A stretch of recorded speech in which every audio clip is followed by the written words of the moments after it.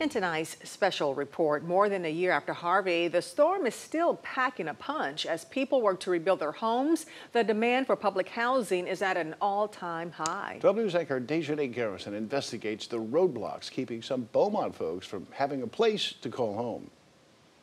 What happens when the need for housing and Section 8 vouchers outweighs the inventory? We spent months talking to officials along with people in the program while crunching the numbers to get to the bottom of the perils in public housing. Brandon, huh? Yeah. Gazing from the stoop of his home on the corner of Avenue G, Brandon Johnson takes a trip down memory lane, thinking about how he got his start in real estate. When I was younger, I would assist my older cousin Chris with remodel and change out light fixtures and things like that in some of the properties that he would buy. Now, instead of watching, he's working, renovating properties all across the city of Beaumont so that people like Michelle Richard can get a leg up. I may have smiled a lot, but inside I was hurting.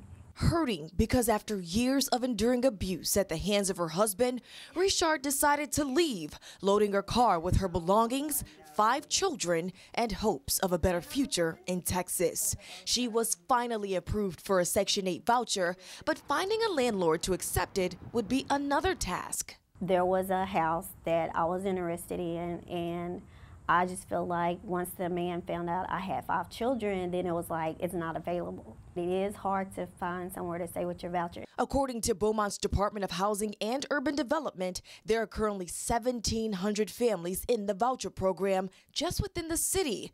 The problem is there are only about 500 active landlords that are accepting tenants. The reason? Well, there must be drug addicts. They must be pimping, hooking, troublemakers. This is Robert Reyna. He's been at the helm of HUD for decades and says there are 2 main reasons there's such a huge shortage in Beaumont: stereotypes and Harvey. The public housing waiting list in September of 2017, right before the storm, was 2,910 people. Post-storm, it's 7,936. That is a 172% increase in applicants.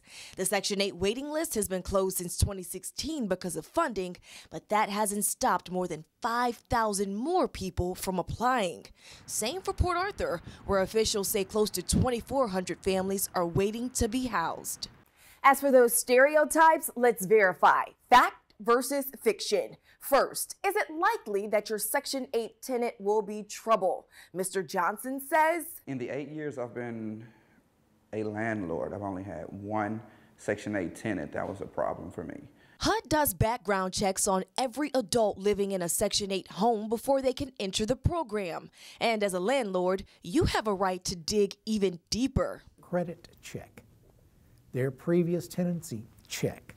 All fair game. Next, since vouchers are based on fair market value, does a landlord have a better chance of getting more cash in hand from renters who pay out of pocket? That depends, but landlords do have options. They can request an increase. It will be granted as long as it is rent reasonable. Johnson says he did just that on one of his properties and got more cash, reliable cash. First Friday of every month, you will get a direct deposit.